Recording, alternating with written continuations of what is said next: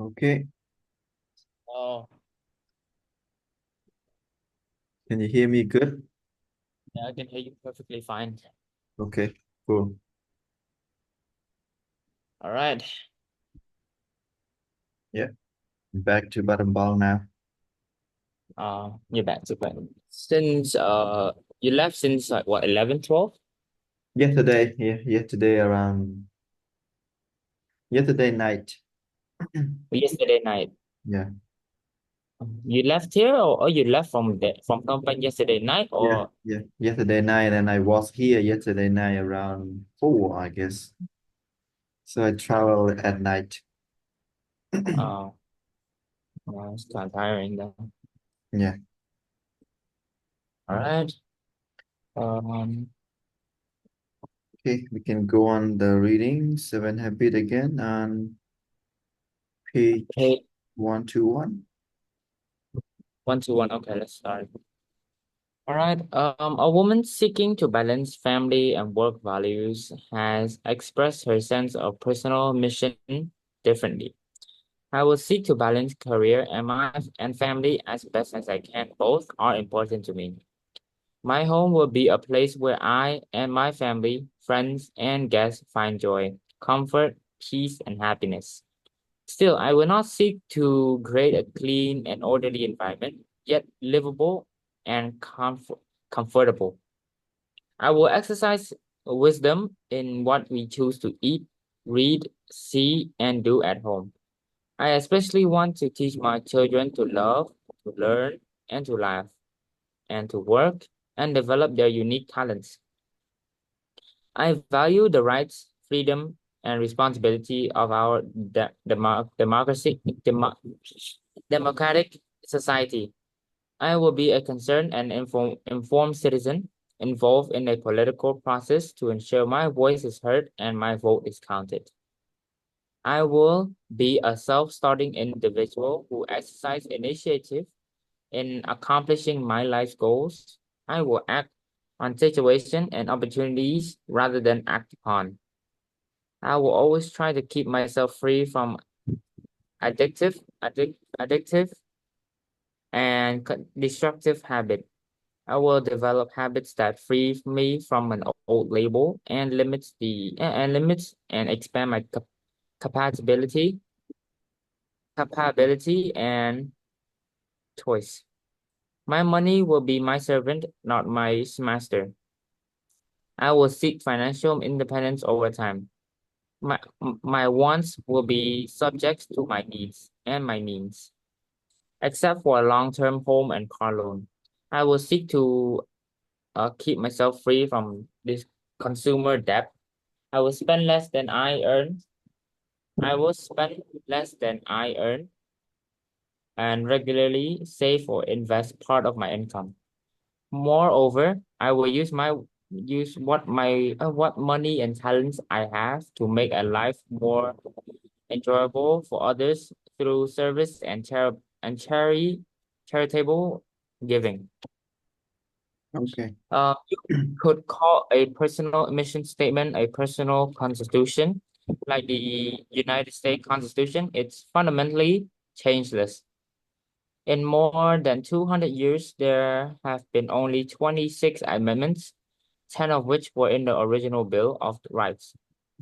The United States Constitution is the standard by which every law in the country is evaluated. It is the document the president uh it is the document the president agrees to defend and support when he takes the oath of office. It is criterion by which people are admitted into citizenship. It is the foundation and the censor that enables people to ride through such major traumas and civil war, Vietnam or Watergate. It is the written standard, the key criterion by which everything else is evaluated and directed. Okay. The Constitution has endured and served its vital function today because it is based on correct principles and the self-evident truth contained in the Declaration contained in the Declaration of Independence. These principles empower the Constitution with a timeless strength. Even in the midst of social ambiguity, ambiguity, how you pronounce the thing? Mm-hmm. And change. Our peculiar security said Thomas Jefferson is in the possession of a writing constitution. A personal mission statement based on correct principles become the same kind of standard for an individual. It becomes a personal constitution and basis of making major life directing decisions, the basis of making daily decisions in the midst of the circumstance and emotions that affect our life. It empowers individual with the same timeless strength in the midst of change. People can't live with change if there's not a changeless core inside them. The key to the ability to change is the changeless sense of who you are and what you are about and what you value. With a mission statement, we can flow with changes. We don't need prejudgment and prejudice. We don't need to figure out everything else in life to stereotype and characterize everything. And everybody in order to accommodate reality. Our personal environment is also changing at an ever increasing pace. Such rapid change burns out a large number of people who feel they can hardly handle it, can hardly cope with life. They become reactive and essentially give up, hoping that the things that happen to them will be good. But it doesn't have to be that way. In the Nazi death camps, where Viktor Frank learned the principle of proactivity, he also learned the importance of purpose, of meaning in life. The ascent of logotherapy and philosophy he later developed and taught is that many so-called mental and emotional illness are really symptoms of underlying sense of meaningless or emptiness. Uh, logo Logotherapy eliminates that emptiness by helping the individual to detect his unique meaning, his mission in life. Once you have that sense of mission, you have this essence of your own proactivity. You have the vision and the values that direct your life. You have the basic direction from which you set your longer and short-term goals. You have the power of a written constitution based on correct principle against which every decision concerning the most effective use of your time, your talents, and your energies can be effectively measured. At the center, in order to write a personal mission statement, we must begin at the very center of the circle of influence. That center composed of our most basic paradigm, the lens through which we see the world. It is here that we deal with our vision and our values. It is here that we use our endowment of self-awareness to examine our maps and if we value correct principle to make certain that our maps accurately describe the territory, that our paradigm are based on principles and reality. It is here that we use our endowment of conscience as a compass to help us detect our own unique talents and areas of contribution. It is here that we use our endowment of imagination to mentally create the end we desire, giving direction and purpose to our beginnings, and provide the substance of a written personal constitution. It is also here that our focus It is all is It is also here that our focused efforts achieve the greatest results. As we work within the very center of our circle of influence, we expanded. This is the highest leverage PC work, significantly impacting the effectiveness of every aspect of our lives. Whatever is at the center of our life will be the source of our security, guidance, wisdom, and power.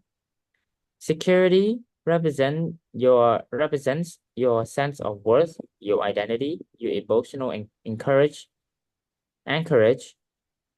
your self-esteem, your basic personal strength or lack of it. Guidance means your source of direction in life, encompassed by your map, your internal frame of reference that interprets for you what is happening out there, are standards or principles or implicit criteria that govern moment by moment decision making and doing. Wisdom is your perspective of life, your sense of balance, your understanding on how the various parts and principle apply and relate to each other. It embraces judgment, discernment, comprehension. It is also a gestalt or oneness and an integrate wholeness. Power is the facility of or capacity to act, the strength and potency to accomplish something. It is the vital energy to make choice and decision. It also includes the capacity to overcome deeply embedded habits and to cultivate higher, more effective ones. These four factors, security, guidance, wisdom, and power, are interdependent. Security and clear guidance bring true wisdom, and wisdom becomes the spark or catalyst to release and direct power. When these four factors are present together, harmonized and living by each other, they create the great force of a noble personality, a balanced character, a beautifully integrated individual. These life supports factors also undergird every other dimensions of life, and none of them is an all or nothing matter. The degree to which you have developed each one could be charted somewhere on a continuum much like the maturity continuum described earlier. At the bottom end, the four factors are weak.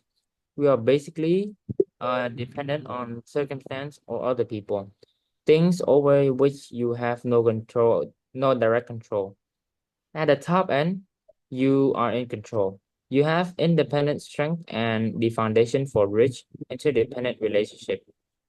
Your security lies somewhere on the continuum between extremes insecurity on one end, wherein your life is buffeted by all the fickle force that play upon it, and a deep sense of high intrinsic worth and personal security on the other end. Your guidance ranges on the continuum form dependence on the social mirror or other unstable fluctuating source to stronger inner direction.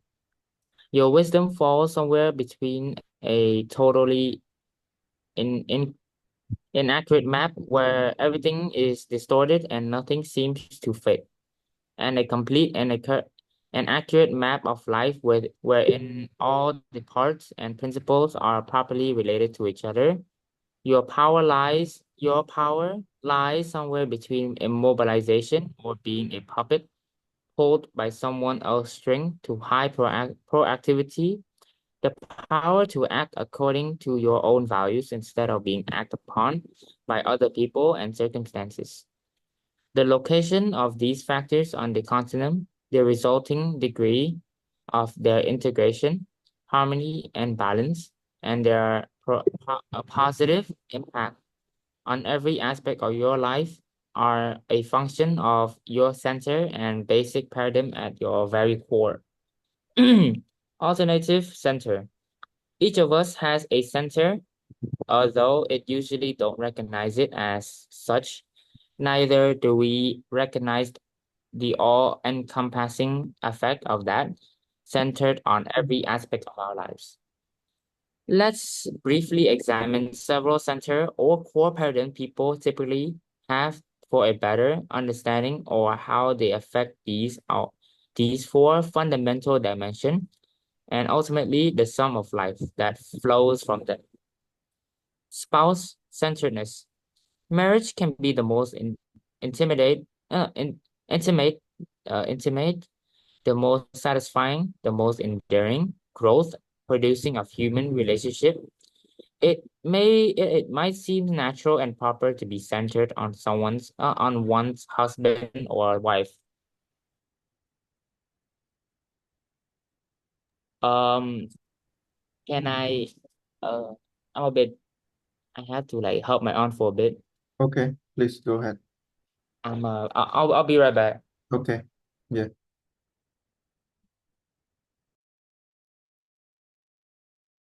Okay. Good to come back. Okay, sorry. Okay. Spouse centeredness. Marriage can be the most intimate, the most satisfying, the most enduring growth producing of human relationship. It might seem natural and proper to be centered on one's husband or wife, but experience and observation tells a different story. Over the years, I've been involved in working with many troubled marriage, and I have observed observed a certain thread weaving itself through almost every spouse-centered relationship. I have encountered that thread is strong emotional dependence. If our sense of emotion worth comes primarily from our marriage, then we become highly dependent upon that relationship. We become vulnerable to the moods and feeling, the behavior and treatment of our spouse, or to any external event that may impinge on the relationship. A new child-in-law, economic setback, successes, and so forth. When responsibility increase and stresses comes in the marriage, we tend to revert to the script we were given as we were growing up. But so does our spouse, and those scripts are usually different. Different ways of handling financial, child discipline, or in-law issues come to the surface. When these deep-seated tendencies combine with emotional dependencies in the marriage, the spouse-centered relationship reveals all its vulnerability. When we are dependent on the person with whom we are in conflict, both need and conflict are compounded. Love, hate, overreaction, fight or flight tendency, withdrawals, aggressiveness, bitterness, resentment, and co-competition are some of the usual results. When these occur, we tend to fall even further back on the background tendency and habits in an effort to justify and defend our own behavior, and we attack our spouse. Inevitably, anytime we are too vulnerable, we feel the need to protect ourselves from further wounds.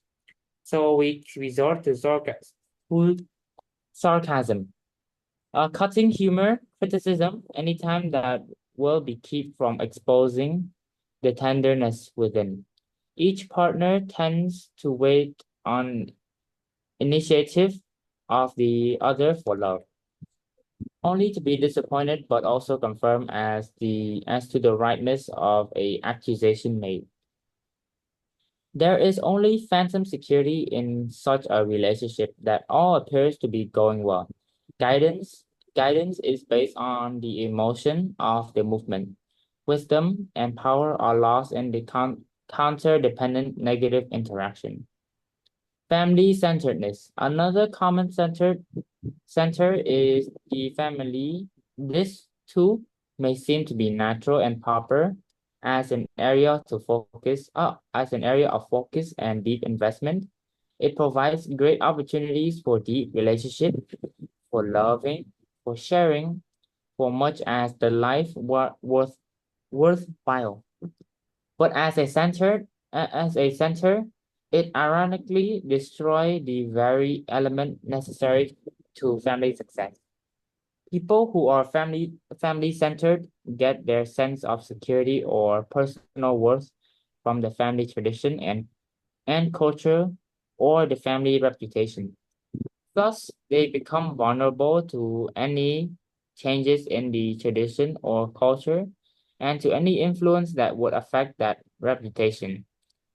Family-centered parents do not have the emotional freedom, the power to raise their children with their ultimate welfare truly in mind.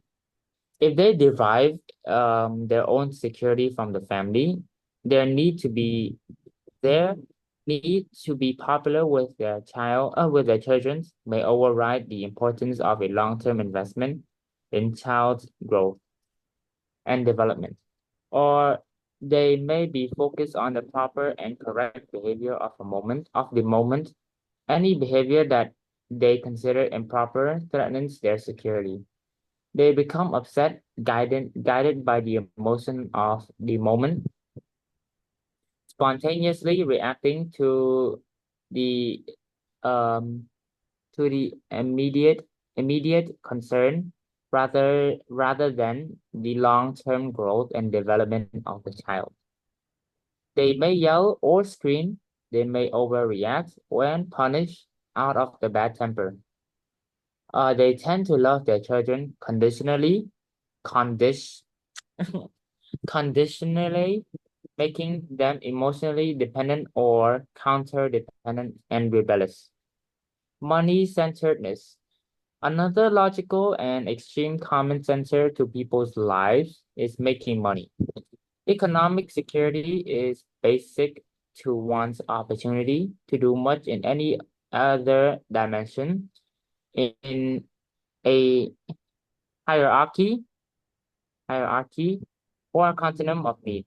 Physical survival and financial security comes first. Rather, other needs are not even activated until the basic need is satisfied, at least minimally. Most of us face economic worries. Many forces in the wider culture can and do act upon our economic situation, causing causing or threatening such disruption that we often experience concern and worry that may not always rise to the conscious surface. Sometimes there are apparently noble reasons given for making money, such as the desire to take care of one's family, and these things are important. But to focus on money making as a center will bring about its own undoing. Consider again the four life support factors: security, guidance, wisdom, and power. Suppose I derive much of my security from my employment or from my income or net worth. Since many factors affect these economic foundation, I become anxious and uneasy, protective and defensive about anything that may affect them. When my sense of personal worth comes from my net worth, I am vulnerable to anything that will affect that net worth. But work and money per se provide no wisdom, no guidance, and only a limited degree of power and security. About anything that may affect them when my sense of personal worth comes from my own net worth. I am vulnerably to anything that will affect that network. But work and money, wait, what? Work and money per se provides no wisdom, guidance, and only limited degree of personal security. All it takes to show the limitation of money centered is a crisis in my life or in the life of a loved ones. You got it. Money-centered people. Money-centered people often put aside family or other priority, assuming anyone will understand that economic demands come first. I know one father who was leaving with his child for a promised trip to the circus. When a phone call came for him, when a phone call came for him, to come to work instead, he declined. When his wife suggested that perhaps he should have gone to work, he responded, "The work will come again. My childhood won't." For the rest of their lives, his children remember this little act of priority setting, not only as an object lesson in their minds, but as an expression of love in their hearts. Work-centered. Work-centered people may become alcoholic. Supposed to be alcoholic. Yeah, no, alcoholic. I don't know. Driving themselves to produce at the sacrifice of health. Health, relationship, and other important areas of life or their life. Their fundamental identity comes from their work. I'm a doctor, I'm a writer, I'm an actor. Because their identity and sense of self-worth are wrapped up in their work, their security is vulnerable to anything that happens to prevent them from continuing in it. Their guidance is a function of the demand of the work. Their wisdom and power come in the limited areas of their work, rendered them rendering them ineffective in other areas of life. Possession centered. A driving force of many people is a possession, not only tangible material possessions such as fashionable clothes, homes, cars, boats, and jewelries, but also the intangible possession of fame, glory, or social prominence. Prominence. Most of us are aware through our own experience how singularly flawed such a center is, simply because it can vanish rapidly and it is influenced by so many forces. If my sense of security lies in my reputation or in the things I have, my life will be in a constant state of threat, jeopardy, that these possessions may be lost or stolen or devalued. If I'm in a presence of someone of greater net worth or fame or status, I feel inferior. If I'm in the presence of someone's of lesser net worth or fame or status, I feel superior. My sense of self-worth constantly fluctuated. I don't have any sense of constancy or encourage or persistent self-worth. I am constantly trying to protect and ensure my asset, priorities, security, position, or reputation will have all heard story of people committing suicide after losing their fortune in a significant stock decline or their fame in a political reversal. Pleasure centeredness. Um, Pleasure centeredness. Another common centered, closely allied with possession, is that of fun and pleasure. We live in a world where instant gratification is available Avail my God, why is it so hard to pronounce? Available and encourage. Television and movies are a major influence in increasing people's expectation. They graphically portray what other people have and can do in life, the life of ease and fun. But while the glitter of pleasure-centered lifestyles is graphically portrayed, the natural result of such lifestyle, the impact on the inner person, on productivity, on relationship, is seldom accurately seen. I cannot really like pronounce it like straight word Yeah, I because know. It's okay. I, I It, have like the brace, so it's like preventing me from, pronouncing words properly. it's okay. Yeah. Okay. Innocent pleasure in moderation can provide relaxation for the body and mind and can foster family and other relationship. But pleasure per se, what is per se? Hmm? Like, what is this? Wait, I'm gonna type it off you. Possessed? No, no, no. Per se. This one. Per se. I saw it in, wait, where is it at? Self-esteem, I can provide. Here it says that innocent pleasure in moderation can provide relaxation for the body and mind and can foster family and other relationship, but pleasure per se. What is per se? I don't know. I I'm gonna never. search it up. Yeah. Per se meaning.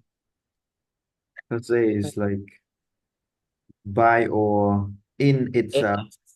for themselves. Themselves. Yeah. Ah, okay. Depends. Yeah. Okay.